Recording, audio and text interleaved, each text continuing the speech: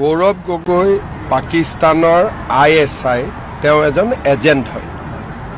ঘৈণীয়েক বেছিকৈ এজেণ্ট, তেওঁ অকণমান কম কৰি এজেণ্ট, আৰু ইয়াৰ বহুত প্ৰমাণ আমাৰ হাতত মজুত আছে। মই মাত্ৰ নৱেম্বৰ মাহটো, যিহেতু অক্টোবৰ নৱেম্বৰ মাহটো অসমবাসীৰ মূৰত আন এটা বেদনা ভৰা খবৰ আছিল, সেই সময়ত ৰাজনীতি কৰিলে বেয়া দেখি কাৰণে বিষয়টোৰ পৰা মই আঁতৰি আছোঁ।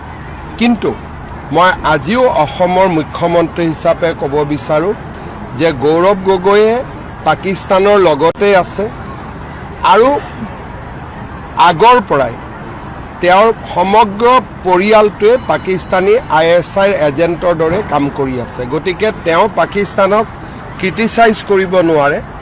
যিকোনো এটা ঘটনাৰ পিছত তেওঁ লগে লগে ক্ৰিটিচাইজ নকৰে, গধূলিৰ ফাললৈকে অকণমান ক্ৰিটিচাইজ কৰে। তাৰমানে ইন দি মিন টাইম তেওঁ পাৰ্মিশ্যন লৈ লয়। যদি দিল্লীত বোমা বিস্ফোৰণৰ পিছত তেখেতৰ যদি প্ৰথম ফেচবুক পোষ্টটো পায়, তাত গৰিহণা নামৰ শব্দটোও নাই, খালি দুখ প্ৰকাশ কৰা।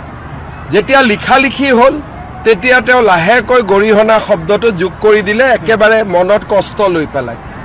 আৰু তেওঁৰ সাহসো নাই সন্ত্ৰাসবাদৰ বিৰুদ্ধে মাত মতাৰ কাৰণে।